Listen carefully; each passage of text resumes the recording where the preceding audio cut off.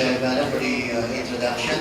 Good morning, everyone. Good morning to my fellow speakers. Thank you for that good morning back. So the students are alive and hopefully kicking. Thank you very much to Mr. Tony Yap for this invitation. Now, Mr. Tony Yap, I've known him to be always kind and light-hearted. There are moments when I meet him, I feel like he's just avoiding getting angry at me because of my shortcomings. But Mr. Tony, I'm happy to be here and talk to the students today. I apologize to the adults if I don't prioritize talking to you, but I really wanted to talk to the students because we are in FEU. When I joined the firm when I was just a little boy. And I'm happy that I'm now a little man. And there was a time that I was really as small as you. And when I was admitted into the partnership, I had this problem about clients being trustworthy of me because I really look young. I tried to wear glasses. One time I even tried to grow my mustache, but they wouldn't grow evenly. Everything I tried to do to look old. And now, unfortunately, I'm no longer young. I'm just young looking.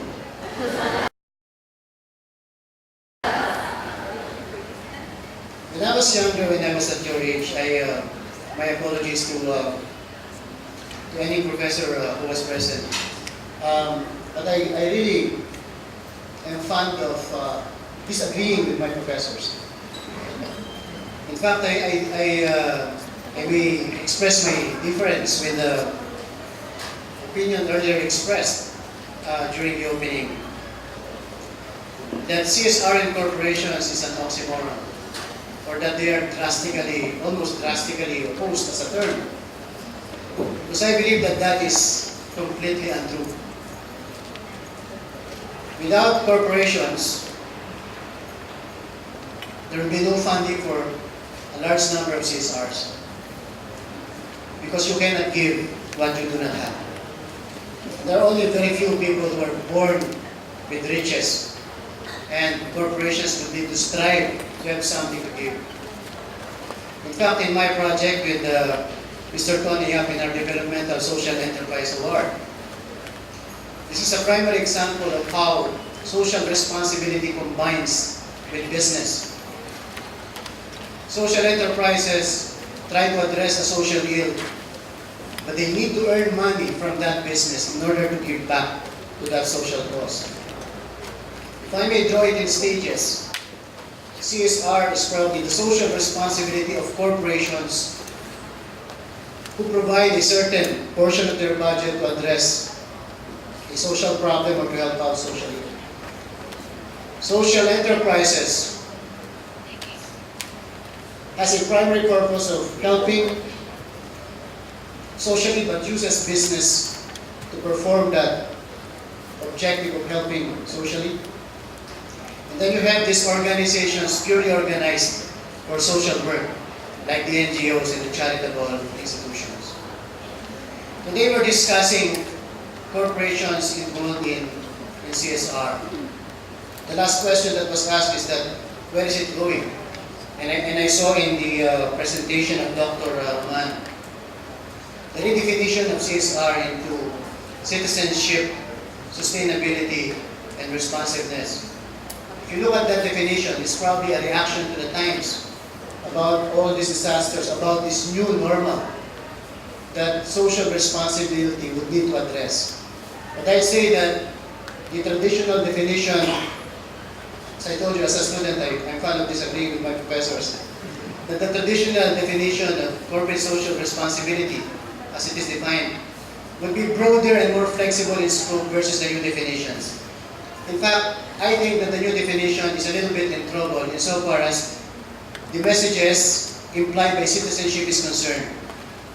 What happened in Syria, when more than 6 million people were displaced, and about 4 million tried to live not only for fear of their lives, but also to continue to survive because all their offices and the schools were destroyed by the infighting. These people left Syria, and some countries accepted them, and then the reality kicked in. When Hungary closed its fences, and then they couldn't get in, then you see these pictures about this father who's all blooded up, despite being blooded, wouldn't let go of his child. This father who tried to comfort the child, the hungry child, with just a hug and a kiss. They walk without buses, hundreds of miles. They wouldn't even be allowed to pass Hungary now. Maybe for good reason. Hungary couldn't contain it. They wanted to get to Germany, and Germany, who was a low birth rate, accepted them in the beginning, but now even that acceptance is being controlled. The Arab countries beside them refuse to accept them for security reasons. And the US, forget it. The US wouldn't help because they're so concerned about terrorist threats. And so we talk about citizenship, and we try to question what it means. Because if citizenship means protecting our own citizens and forgetting that we are all citizens of one earth and we belong to one race called humankind, every CSR will fail if we keep on protecting our own citizens but forget the rest of the world. That being said, I don't want to start off on a mid-tone, but just my points about where it's heading, Asian integration. It's not about Asia, I think. CSR is about the world, as shown by Syria. When something like that happens, and people begin to be treated like animals, worse than animals, then you try to think about what can you do, not in your own place, or what can you do to make a difference in the world. I'm not an academician, and I'm very probably poor in theory and CSR. Because as a leader in the firm, I was asked what should we do. And sometimes I reply that we should follow our feelings. What do we feel like doing? And then we get to this concept of doing the right thing, which is also a vague term. What is the right thing? Then you go back to your feelings. If it doesn't feel right, it's probably wrong. If it feels right, keep on doing it. Our firm has a mission, and it says to build trust in society and solve important problems. This is a mission locally, and this is a mission internationally. PwC is a global network in 157 countries, with 170,000 people employed all over the world. And we remain a member firm because we share in this mission.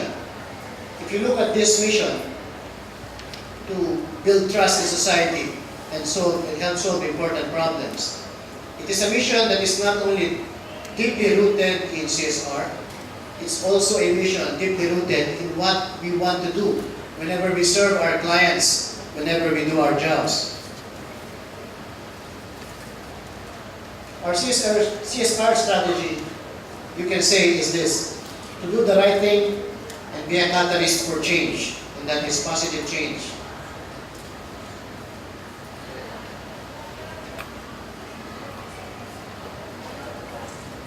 These are the stages of our CSR.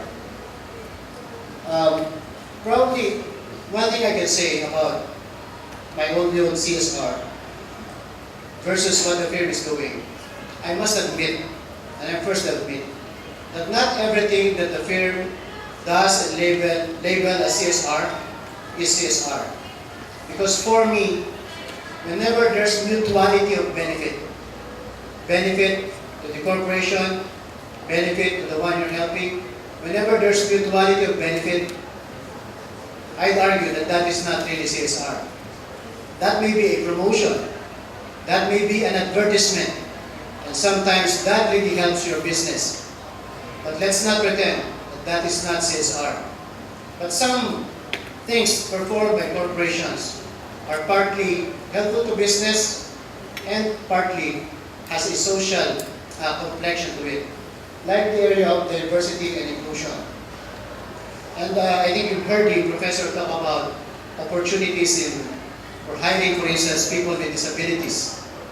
And in the country, diversity still means getting more women employed and getting more women involved in leadership. Diversity and inclusion is a principle that we take. It has a partial purpose on CSR, but it also helps business because whenever you use a good mix of men and women, management decisions are more sensible. Men would be concerned about principles and leadership, and women would be concerned about the little things that count. It's really a healthy complexion inside the boardroom even. This I See Me in PwC campaign is not really about a campaign about PwC. Whenever we talk to students, we tell them who they are, who we are, and then we ask them who they are.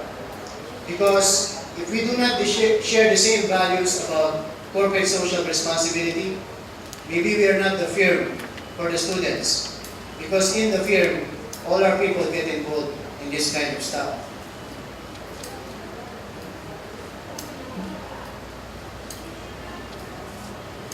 This is one of our community engagement projects where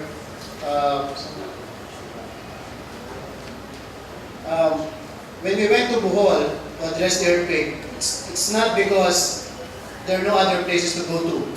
We went to those areas which are the least hidden, the least helped areas.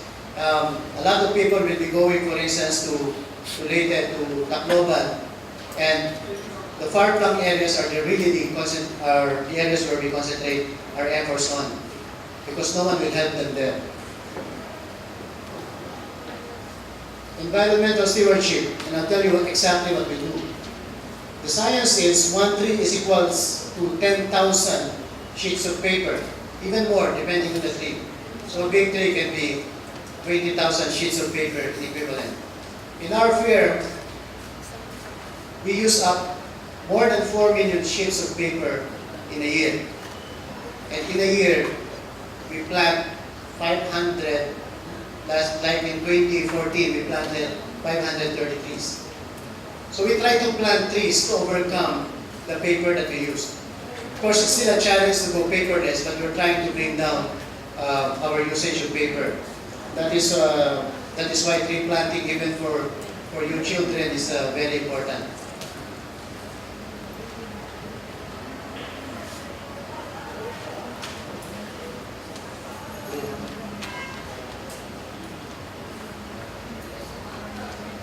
Integrity is such a beautiful word, but it's also a very tricky word. For the firm, we were awarded an advanced rating integrity initiative from the Makati Business Club and the European Chamber of Commerce. That what I wanted to say about integrity is that we never really advertised before that we had integrity because it's so tricky. In fact, even CSR is a little bit tricky when you advertise to people and say that you're doing this. And the reason for that is that people might find you a little bit self-righteous. Until the Makati Business Club and the European Chamber of Commerce began this angle about when you tell people that you have integrity and you encourage them to sign an integrity pledge, you will encourage more and more people to have integrity practices. So we fully supported that principle. Our firm is 94 years old. And if there's a reputation that we have, we're previously known as Joaquin Cunanan and Company.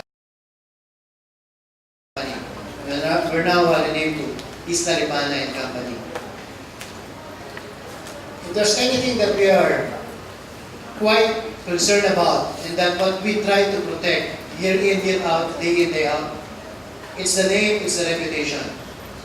And that our dealings with government are always about work. Never mind if they tell you that there's no corporation will deal absolutely about board. And I was wondering whether that was being referred to. That it's inconsistent to talk about corporations and social responsibility because there are really corporations who try to do everything about work. And we try to do that for the past 93 years. So when you talk about integrity, integrity we believe is the core element in building trust in society, without which there can be no trust. How do I define integrity to younger folks? It is doing the right thing, even if no one is looking.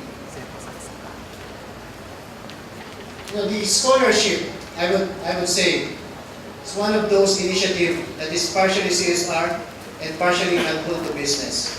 So I'm also very candid about this, that the granting of scholarship is something that is helpful to the profession because you try to help people study and be part of the profession. In fact, in the profession where I'm involved in that foundation, when we were talking, I was much younger then. I was talking about social responsibility. And older people there, an older leader there, shut back and said, are you talking about putting food on the table of families who are poor?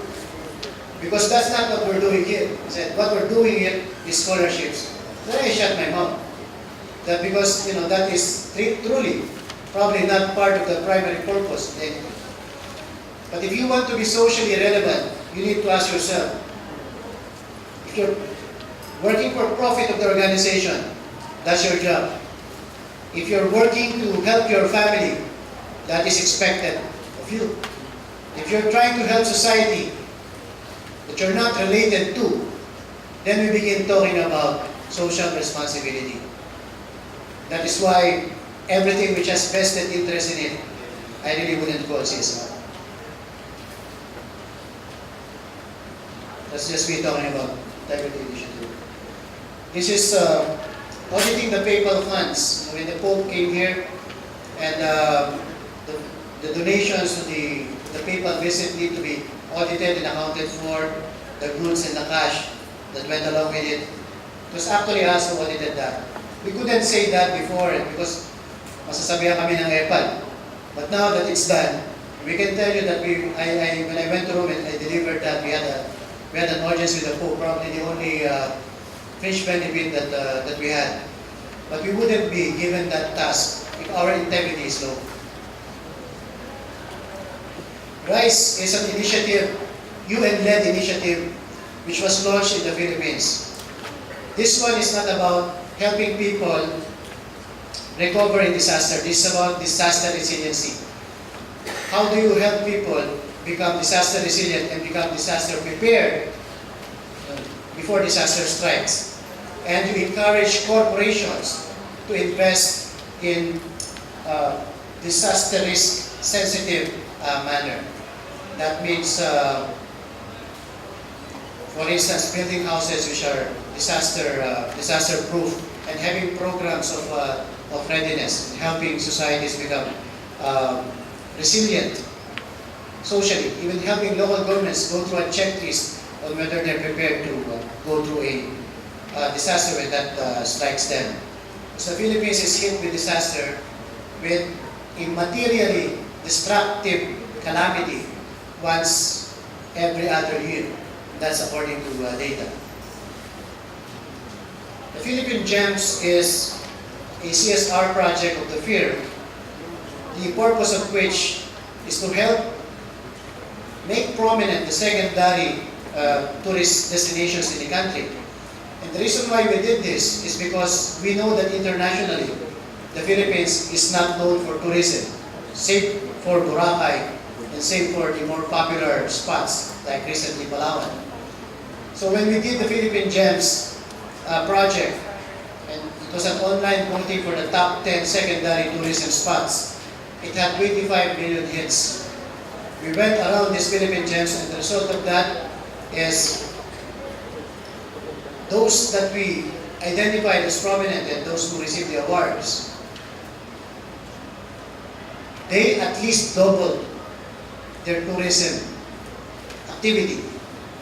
Tourism activity means people go there and people get jobs because of tourism, either as tourist guides, additional resorts, additional stores to sell products.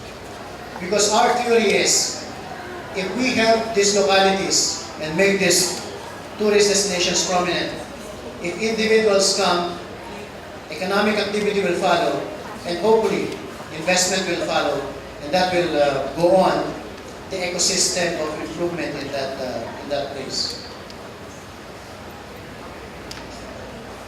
Next please. This is, if you're interested, this is the highest zip line in Asia, and the 600 feet above sea, mountains. So when you're zip lining in Lake Cebu, you can actually see the falls under you. It's the closest feeling to flying. That was me actually. Next. So we had fun doing our project as well. Next slide, please. So while we're there, we also helped out the entrepreneurs strategize. So now we gave our opinion on how they should design their products and how they can penetrate the larger market and the more contemporary market.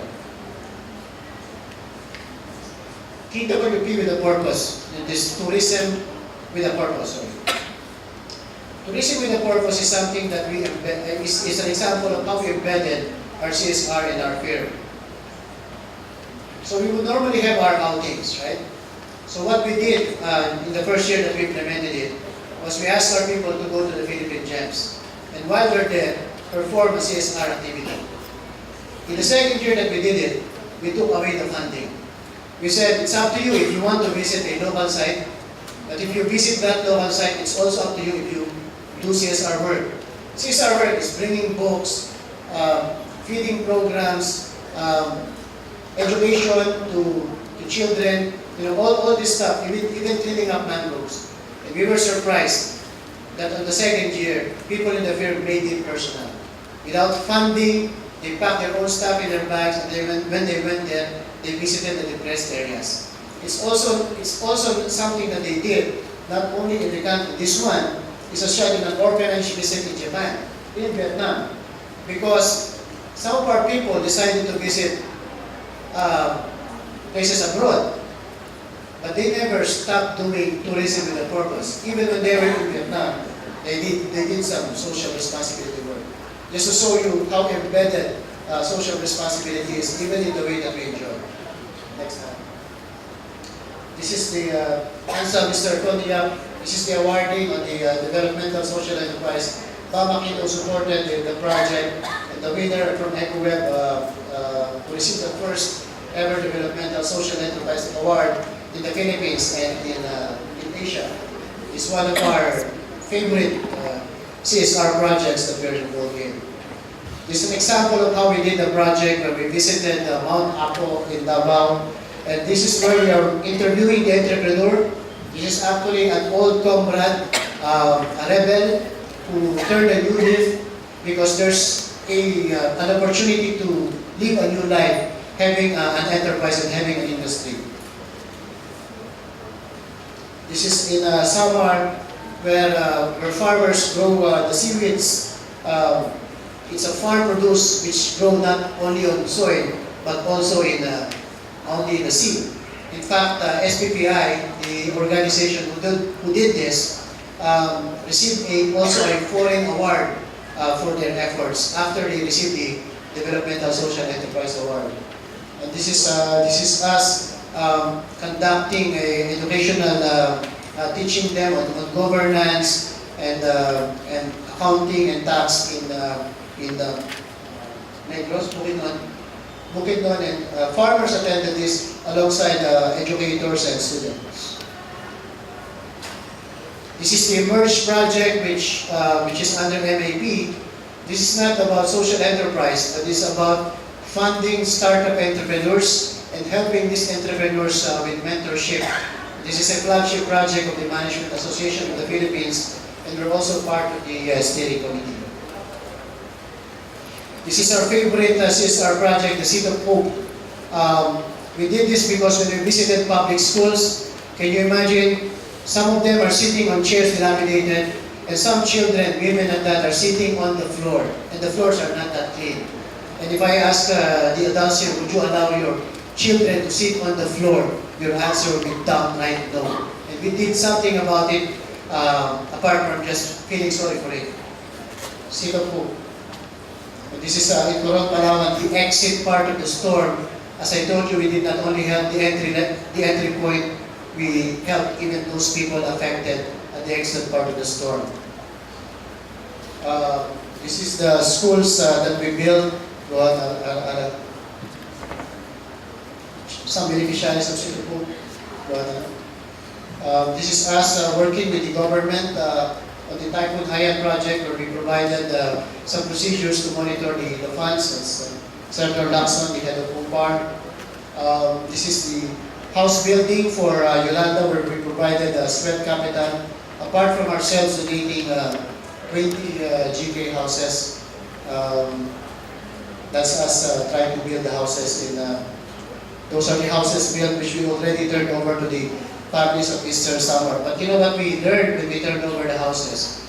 Is that the people there did not really help too much in building the houses because they needed to work to earn money to feed themselves. And now that the houses were built, the problem even is that they're thinking whether they really wanted the house because they will be far away from their work. And that's why when the government had funds, the Emergency Shelter Assistance Fund, you know, but those funds were not really released. Truth be told, most of those funds were not released to the beneficiaries, and the beneficiaries who's expecting those funds are actually waiting for those funds versus the actual houses, because they say at least with those funds we can build a shelter kahit paano, and then we can have something to start a business with. That's why we're trying to refocus our efforts on this, whether we should really help on the industry, providing the nets, rather than providing the fishes. Some measurements on our impact. This is just in the last 4 years, 1,200 trees planted. We participate in Earth Day. We're supporting 30 schools, 3 classrooms we built, and 1 school building, entire school building erected. We donated less, actually that's not an updated figure, but we donated less than 2,000 chairs, and the scholars, we're helping a number of organizations, competency building, and after we provide the Yolanda families with these houses, we're going to help them with their industry. The impact on tourism, using Calabo as an example, 300% increase in tourism arrival in Galagos alone, 150% increase tourism arrivals in Lake Cebu. The others also had their tourism increases. And the social enterprises that we helped with the BCYF Foundation of Mr. Tony Yam, a lot of them also already had impact in their businesses, and their businesses are flourishing. In our people, we took a survey and asked them whether they're satisfied with what we do. And 93% of our people said that they're satisfied. From 700 respondees, we have almost 1,000 people now. And we spent 4,000 hours in CSR in 1 year alone. And not everybody is of the same mind, but people are beginning to get more and more involved in the social purpose, in trying to have a great impact in society, even in our period. But that's the end of my slide. Just like to give the students a thought. When you graduate, you can expect a little bit of disillusionment, because it is true that after you graduate, not everyone will have the same practices. When I graduated, I was disillusioned because some of my classmates in school, they joined the government, and their practice was really quite different. And I asked them, what happened to you? And of course they tried to justify what they do. They said, no, I'm trying to be helpful. This is the way that I help. Trying to justify with what you do, with what they do. And you're trying to achieve a degree, trying to get your profession. But it's everywhere. And people responsible for making financial statements, they're also responsible for distorting the financial statements. I can only say that what you should aspire for is leadership, and that kind of leadership is none other than servant leadership. If you're not a servant, you are not a leader. But if as a leader you don't have integrity, people cannot trust you, and you also cannot build trust in society. Ultimately, you cannot create an impact. So, my wish of good luck to all the students, and I hope that the success that you achieve is the success of one being a servant leader. Thank you.